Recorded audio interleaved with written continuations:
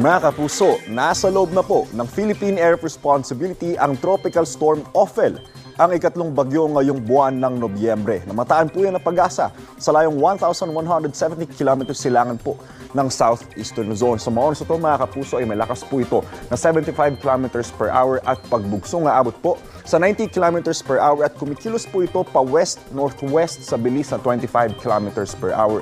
Wala pa pong nakataas na wind signal sa ilan man bahagi ng bansa dahil po sa nasabing bagyo.